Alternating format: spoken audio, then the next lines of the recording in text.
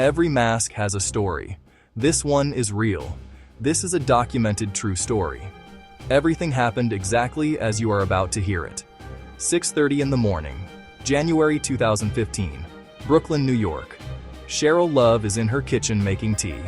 Her husband Bobby is getting ready for the day.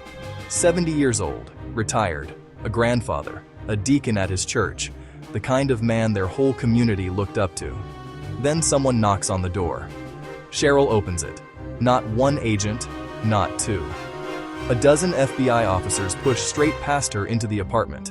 She stands in the hallway in her robe watching them walk toward her husband. She hears one of them ask, "What is your name?" Bobby Love. The agent looks at him and says, "No. What is your real name?" and Cheryl hears her husband say something very quietly.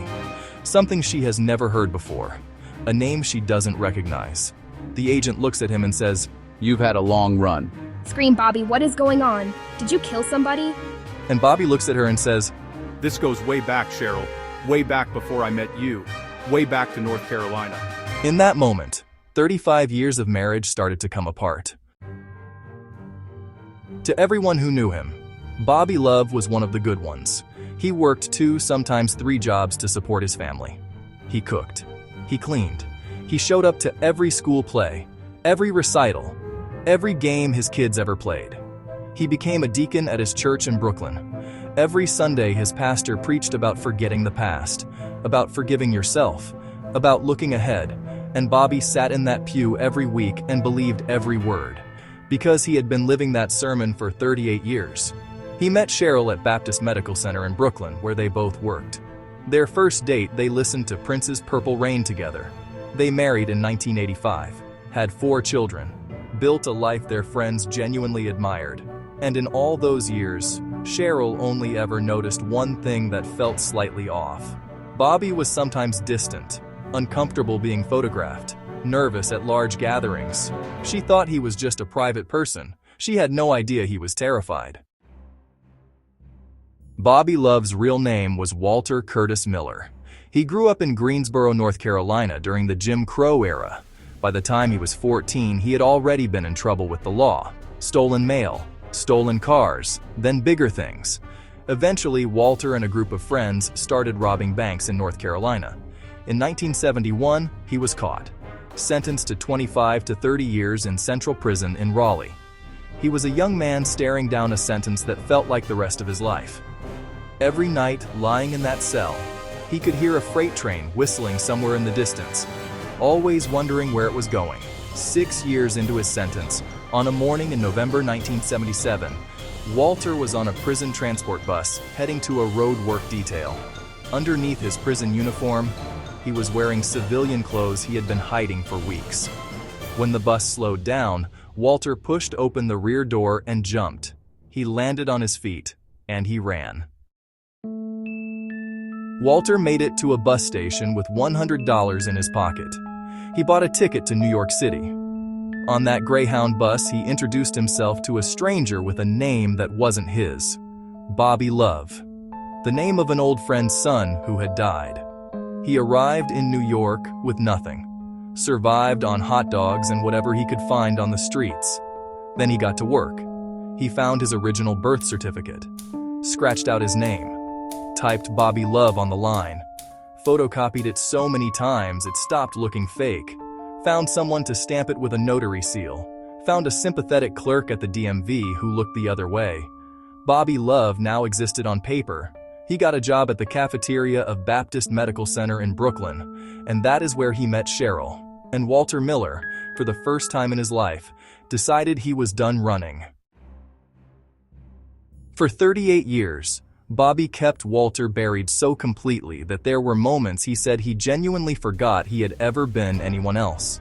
People from his past in North Carolina reached out over the years. Family, old friends, they begged him to tell Cheryl the truth. Bobby always refused. He explained it like this: Cheryl is a righteous woman. If she finds $1 on the street, she stops everyone on the sidewalk looking for the owner. That's who she is. I couldn't tell her about Walter Miller. She'd have made me turn myself in. So he stayed silent through every birthday, every anniversary, every ordinary morning for nearly 4 decades. until he went back to North Carolina for his brother's funeral. His name was listed in the program as Bobby Love. A cousin recognized him and turned him in for a $2,000 reward. Bobby was taken out of his home in handcuffs, in front of his wife, in front of his children. Cheryl said later she wasn't even thinking about herself in that moment. She was thinking about Bobby, about how heavy it must have been to carry something like that for so many years. Bobby spent 6 months at Rikers Island before being sent back to North Carolina to serve his sentence.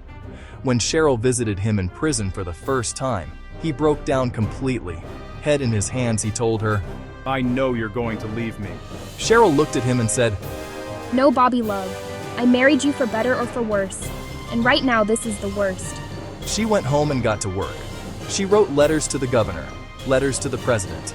She gathered testimonials from every person Bobby had ever touched, everyone he had coached, everyone from their church, every family member who knew him. She stood in front of the parole board and told them everything she knew. Not about Walter Miller, about Bobby Love. Less than a year after his arrest, Bobby walked out of prison, and Cheryl was waiting. The day after Bobby came home, Cheryl sat him down and asked him one question. What is it, Bobby? Are we the Loves or are we the Millers? Bobby looked at her and said, We love. We love. They wrote a book together about everything that happened. The redemption of Bobby Love. Their story reached millions of people around the world. Not because of the crime, not because of the escape, but because of what Cheryl said when it was all over. I still have my resentments. I used to walk on eggshells. I used to just go along. But I told him one thing. Bobby, I'll take you back, but I'm not taking a back seat to you anymore, because I got my own story to tell. I might not have escaped from prison and started a whole new life and hidden it from my family. But I forgave the man who did. The mask always slips. It's just a matter of time. I'm behind the mask. See you in the next one.